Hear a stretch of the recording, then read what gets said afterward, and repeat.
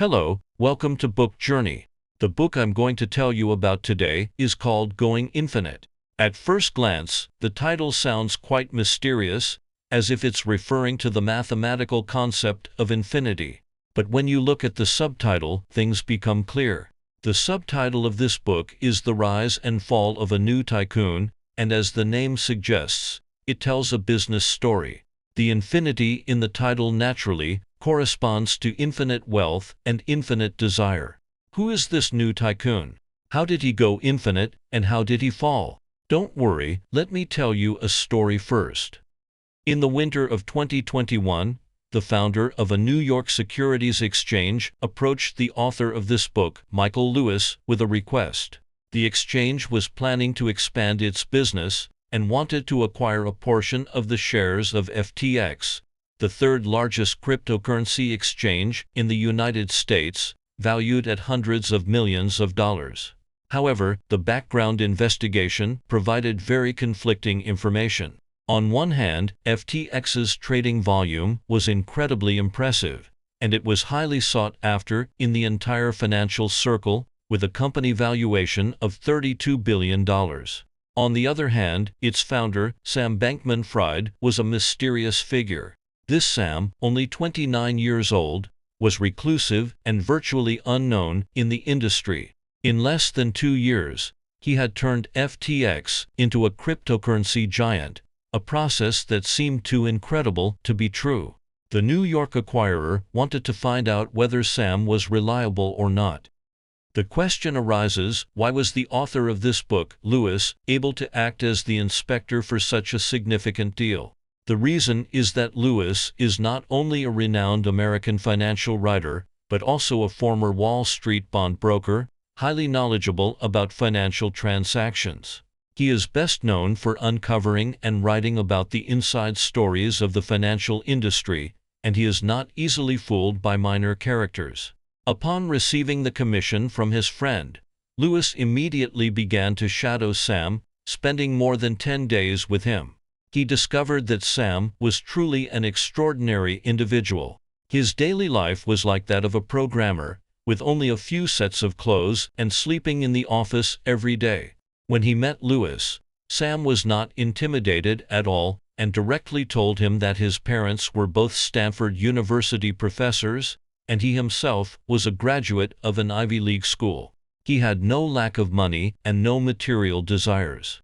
The reason he got involved in cryptocurrency was that he genuinely believed he had found a shortcut to infinite wealth. This wealth could be used for charity to help those in need around the world. When it came to the cryptocurrency industry, Sam was extremely confident, and his enthusiasm was infectious.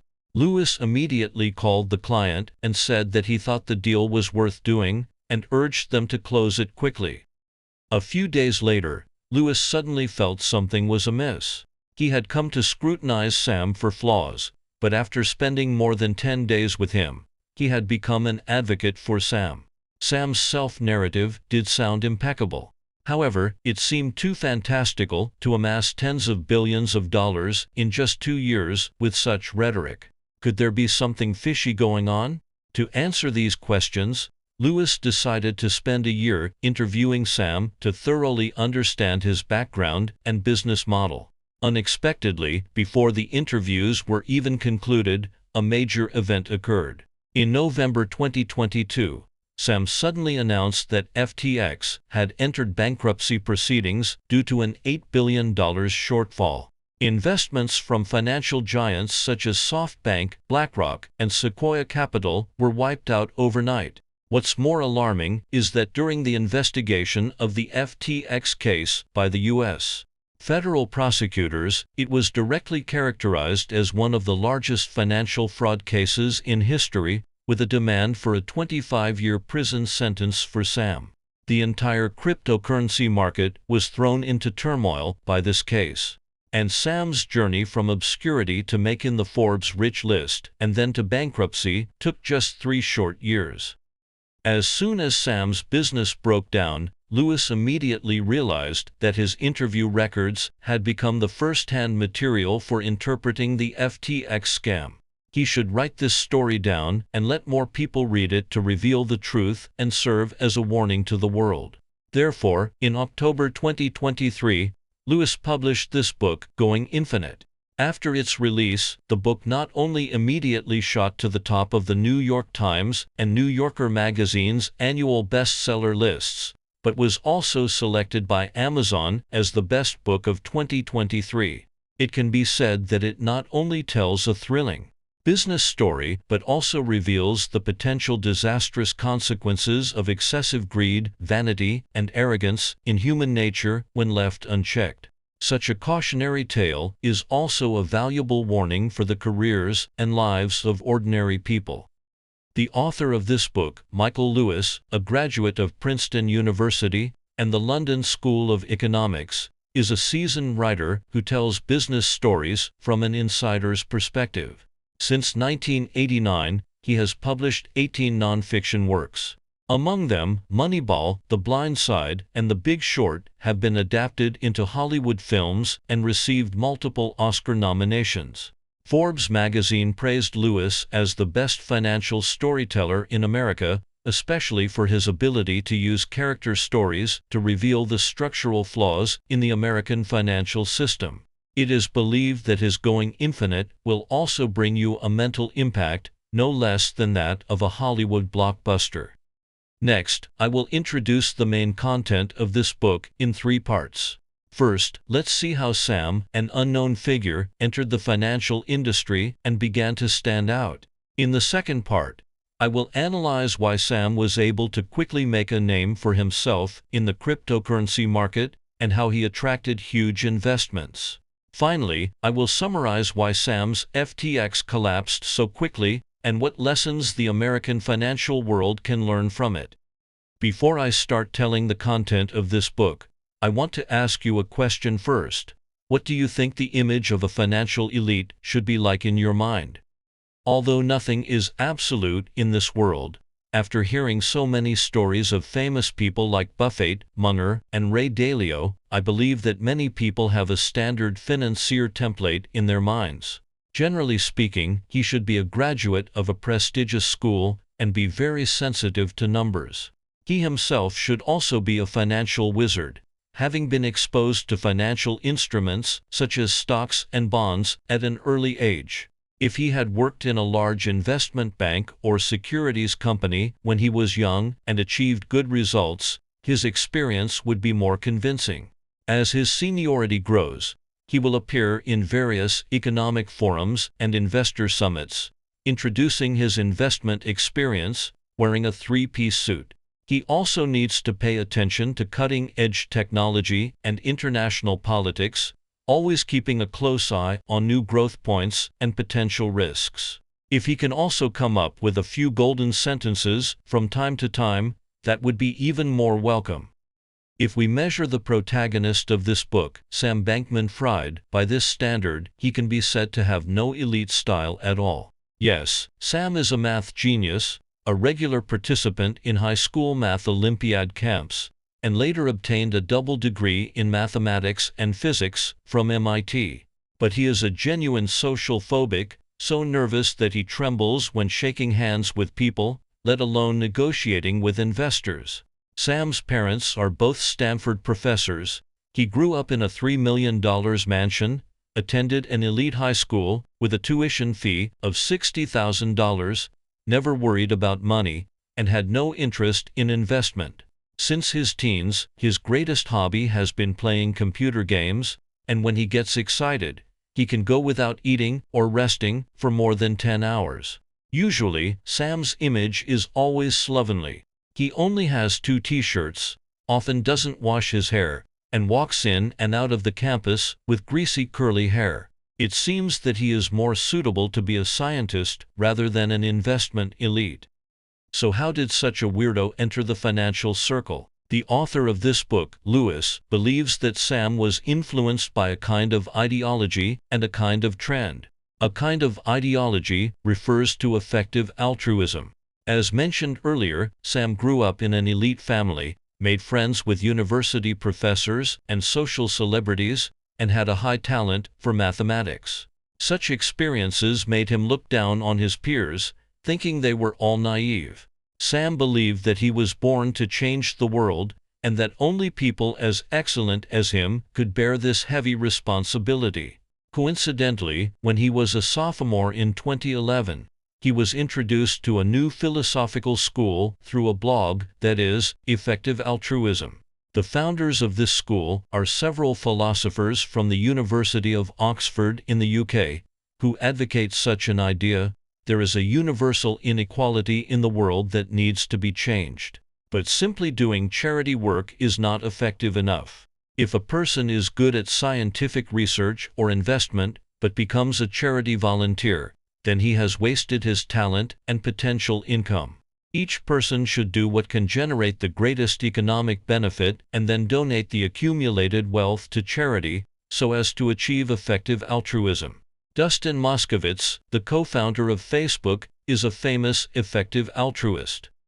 From the perspective of an onlooker, effective altruism is of course well-intentioned, but it has two major flaws. First, effective altruism particularly advocates doing big things. The charity work it talks about is either donating vaccines to tens of millions of people or stopping a local war, which is very grand. This has led to the followers of this school being almost all young elites with high self-esteem. They are very ungrounded, but have a strong sense of moral superiority, always wanting to make a big splash. Second, doing big things requires a lot of money. Effective altruism encourages elites to engage in high-return work, but rarely pays attention to the moral attributes of the work itself. To put it extremely, as long as a person makes a lot of money and uses it to do good deeds, no matter whether the money is stolen or cheated, it is considered a good deed in the eyes of effective altruists. With the halo of doing good, all illegal acts seem to be tolerable. Sam is a follower of this radical idea and has been putting it into practice early on. However, having the awareness of making a lot of money is not enough.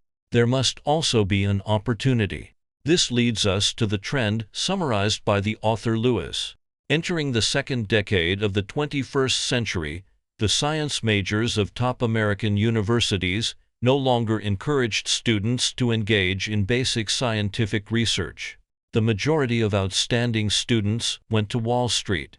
As long as you were from a prestigious school, had good psychological quality, and had a certain mathematical foundation, you could find a job in the financial industry with an annual salary of hundreds of thousands of dollars. Although Sam was not interested in finance, he also followed the trend and submitted an internship resume in his junior year. He was soon accepted by a high-frequency trading company called Jane Street Capital. What is high-frequency trading? It is the use of automatic programs on high-speed computers to buy and sell stocks and securities in exchanges all over the world. For example, an investor wants to buy 1,000 shares of Company A's stock, and these shares are scattered in 20 exchanges, with each share listed at $10. When the investor starts to operate his account, the purchase order is not transmitted to all exchanges at the same time. Due to differences in network speed and systems, there will be a time difference of a few milliseconds. What high-frequency trading companies do is to use computers and automatic programs to seize this fleeting time difference, preemptively intercept the stocks, and then sell them to investors at a higher price. More than half of the stock transactions in the United States are completed through high-frequency trading. And Jane Street Capital, this company, trades $4 trillion worth of stocks every year and is an industry giant. So, what exactly did Sam do at Jane Street Capital? On the surface, he was a high-frequency trader responsible for buying and selling index funds and sometimes participating in programming. But in private, he saw himself as an observer of the financial industry and quickly summarized a very narrow set of insights. First, Sam believed that playing finance and playing online games were the same thing, with no responsibility and no complicated principles. After all, high-frequency traders do not study stocks and companies at all. They just need to seize time. Dozens of traders, by tapping codes every day, could earn the company billions of dollars in profit every year, which was very attractive to Sam. As for the index funds that Sam traded, he also had a vivid description. Index funds are similar to sandwiches. A sandwich is made up of 2 slices of bread, a piece of ham, and a piece of cheese. Sometimes, the total price of the raw materials will exceed the sandwich itself. At that time, he would buy the sandwich and sell the raw materials. If the situation is reversed, he would do the opposite operation. In any case, pricing and trading can be completed by computer, and Sam himself only needs to modify the code and tap the button. Sam's second insight was that as long as the industry was in the spotlight, his shortcomings were not a problem. It should be noted that although Jane Street Capital was not a small company, it could not compare with the top Wall Street investment banks. The employees recruited by Jane Street were mostly those left over by the investment banks, with more or less defects in ability and character. But the growth rate of high-frequency trading was so fast that the company simply did not have time to be picky about employees. A trader like Sam, who was completely indifferent to the market and had severe social phobia, actually stayed at Jane Street and was trusted. What's more absurd is that because the trading volume was so large, Jane Street did not even care about the performance of each employee, as long as they showed up for work on time. This made Sam more and more convinced that as long as the capital pool was large enough, no one could figure out the profit situation. Many of his later operations were based on this judgment. Sam's third insight was that many people in the financial industry had neither a sense of responsibility nor a sense of risk. He found that when doing high-frequency trading, many traders wrote the code and let the computer run the program by itself, only making manual adjustments once or twice a week. Sometimes, he only needed to figure out the other party's algorithm and then operate in the opposite direction to earn a substantial profit. Sam began to get carried away, and he sincerely believed that with his intelligence, it would be no problem to make a name for himself in this industry. Therefore, as soon as he graduated from university in 2014, Sam officially joined Jane Street Capital and became the most promising young trader in the company within 3 years. In 2017, at the age of only 25, Sam's annual income had already exceeded $1 million. He had been donating to charities all along, but he increasingly felt that high-frequency trading could no longer satisfy his ambition. So, he began to explore a brand new industry, cryptocurrency. Alright, we have just reviewed the process of how Sam entered the financial industry. Up to this point, although he was somewhat unconventional, he was basically still acting in accordance with the law and rules. However, things began to change from here on out. In the summer of 2017, Sam became infatuated with a new game, that is, cryptocurrency. That year, the market value of the circulating cryptocurrencies worldwide had already reached $760 billion, but the rules of the entire market were extremely rudimentary. Traditional financial firms, wary of the high risks, had not ventured into this field at all. The existing players in the market were more concerned with how to obtain cryptocurrency and profit from trading it. They were largely unaware of the technological tools already in place in traditional finance, such as high-frequency trading. It was this gap in rules and technological means that Sam saw as a so-called business opportunity. When it comes to cryptocurrency, the most well-known to the average person is naturally Bitcoin. The technical principles behind it, such as blockchain, need not be elaborated here. We just need to understand 2 things. First, cryptocurrency advocates bypassing the real-world banking system to conduct payments and wealth transfers directly. Considering the legal and financial risks involved, most governments around the world have imposed strict regulatory measures on it and even set up bans. Second, the logic behind the fluctuation in the market value of cryptocurrency is hard to fathom. Traditional financial derivatives, such as the stocks and funds operated by Jane Street Capital, are already highly data-driven, but their underlying foundation is still the real economy. While they may also experience dramatic ups and downs, there are still patterns to be found. Cryptocurrency, however, is a completely different story. Author Lewis believes that it is almost a financial black box. But for the unconventional Sam, that's exactly what he wanted, a black box. As mentioned earlier, Sam is a weirdo who doesn't conduct investment analysis, only cares about numbers, and treats financial transactions as a computer game. He didn't care about the foundation of cryptocurrency at all. He only saw two things. First, it was a burgeoning new industry with a constant influx of capital, making it very easy to attract investment. Second, the early trading model of cryptocurrency was highly inefficient and had loopholes in its rules. Financial experts like Sam could easily find opportunities to profit. With these thoughts in mind, Sam decided to dive into the cryptocurrency business. In November 2017, he resigned from Jane Street Capital, took the $500,000 he had saved, and registered a cryptocurrency company called Alameda Research, planning to break new ground with quantitative trading. We know that any form of entrepreneurship cannot be separated from three things: team, investment, and product. Just assembling a team was enough to keep Sam busy for a while. He was a social phobic and had no roots in traditional finance, so he couldn't recruit senior experts. But Sam had a special advantage. He was very influential in the community of effective altruists and had a good reputation at Jane Street Capital.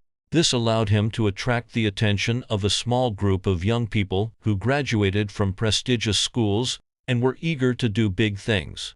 Sam told these young people, "You don't need to understand cryptocurrency, nor do you need to understand finance. You just need to know that there is a vast blue ocean market in front of you.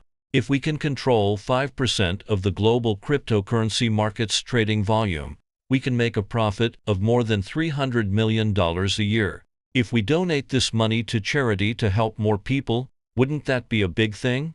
Through this kind of lobbying, Sam recruited more than 20 recent graduates from prestigious schools. His two most important business partners were his roommate from MIT, who was in charge of technology, and his girlfriend, who was an intern he had supervised at Jane Street Capital and was in charge of trading. At first glance, this seems like a typical ragtag team. How could they possibly attract investment? Don't forget, Sam had a halo effect. His team members were all from prestigious schools, and their experience at Jane Street Capital made them more eye-catching than the average new company. In addition, Sam had good parents, and his image in the effective altruist community, which was filled with elites, was also very positive. Through this kind of word-of-mouth recommendation, capital came knocking on their door. Within less than half a year of starting the business, Sam had already raised more than $300 million in investment, of course, at an interest rate of 50%. After all, investors are not fools. They want to see returns. So, did Sam have a core product? It's quite funny to mention. Sam himself believed that the biggest advantage of his team was a newly developed automated trading program. It could trade 500 types of cryptocurrency on 30 cryptocurrency exchanges worldwide, completing thousands of operations per second. The principle of this program was similar to the high-frequency trading he had done in the past. However, the awkward thing was that Sam's program could not distinguish between mainstream coins and junk coins, so it kept losing money. What actually made him profitable was the cross-border spread. What does that mean? In 2017, the cryptocurrency market in South Korea was very active. The price of Bitcoin on the South Korean market was 20% higher than that in the United States. However, South Korea had two strict regulations. First, only South Korean citizens could register accounts on local cryptocurrency exchanges. Second, without the central bank's permission, individuals could only carry cash equivalent to $10,000 out of the country, and the upper limit for a single transfer was also $50,000. In other words, selling Bitcoin in South Korea could make money. but the proceeds were in South Korean won, which could not be freely exchanged. It was not feasible to hire tens of thousands of South Koreans to bring the money out in batches, was it? So, how did Sam solve this problem? He used another type of cryptocurrency called Ripple. Ripple had a stronger speculative flavor than Bitcoin and a higher premium, averaging about 5% higher.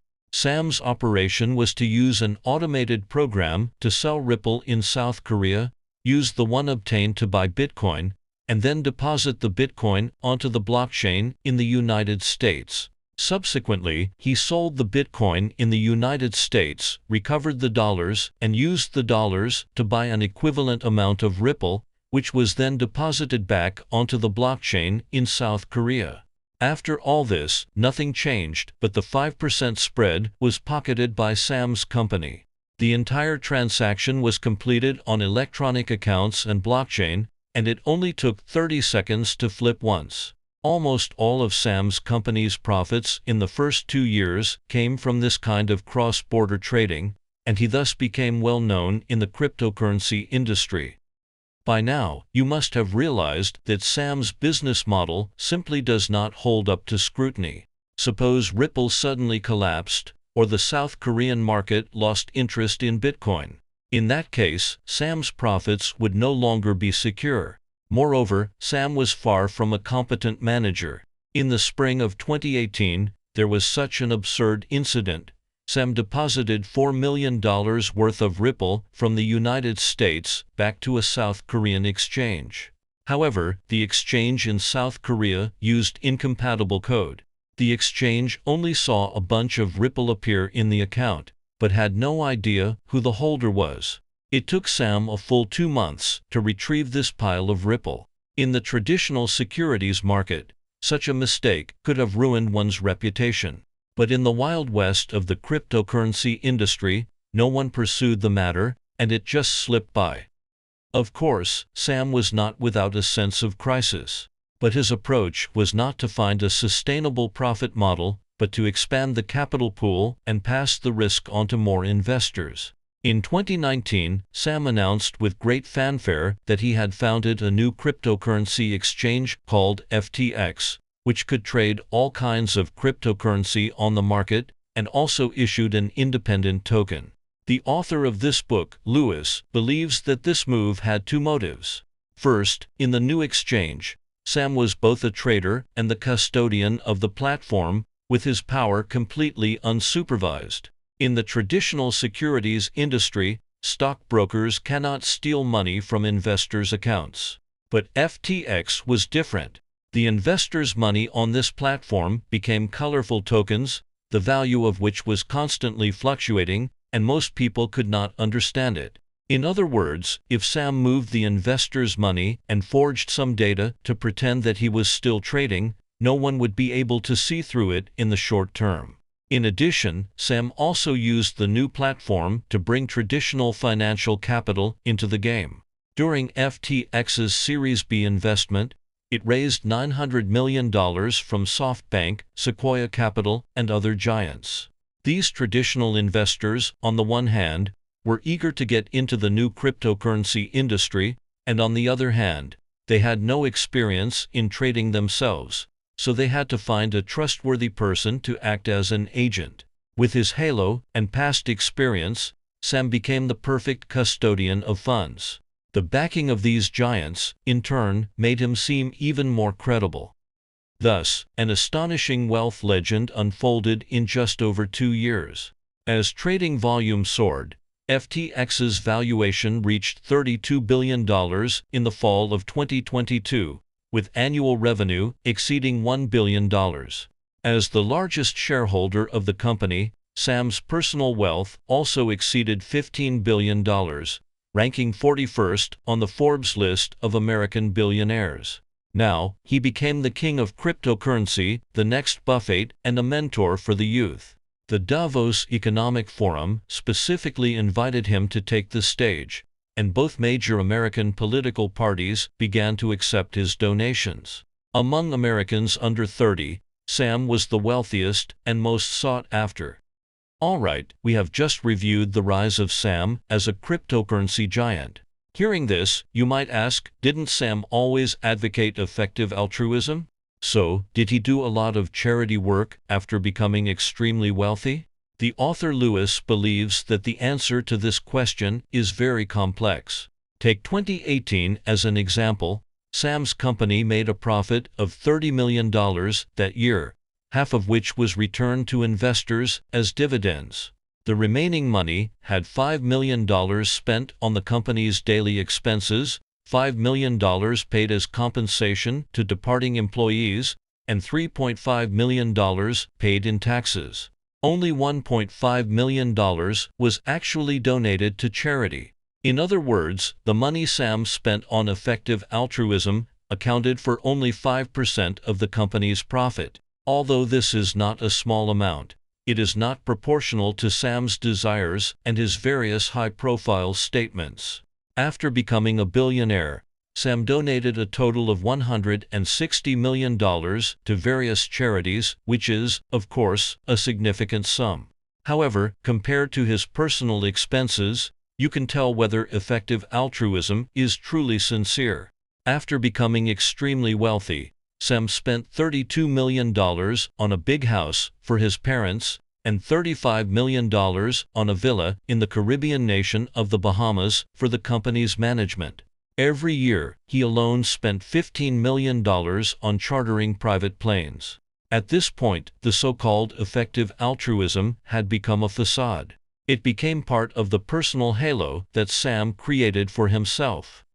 In fact, not only did charity become a facade, but Sam even turned his social phobia and unpopularity into a carefully crafted personal label. According to his girlfriend's testimony in court, after becoming famous, Sam deliberately maintained a slovenly personal image. His hair was always messy, and he always appeared in those same old t-shirts, often sleeping on the floor in the office. When meeting with investors, he was frequently late, and once even played the game League of Legends in front of a representative from Sequoia Capital. In the traditional financial elite circle, this would be considered utterly outrageous. But as the entire United States was in pursuit of engineer culture and advocating the abandonment of formalism, Sam's actions actually added a new halo to him. Investors began to think anxiously that perhaps Sam really was a technological genius beyond his time. As long as he continued to generate returns and the cryptocurrency market remained booming, they might as well indulge his quirks.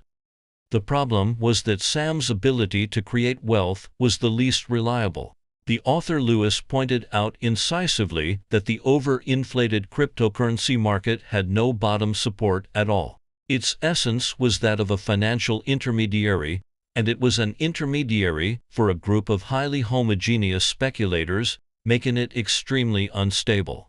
Moreover, Sam never revealed one thing. He had taken the $10 billion that customers had invested in FTX and used it for trading with his own Alameda company, resulting in a huge shortfall. And the most valuable collateral that FTX had was its own issued tokens.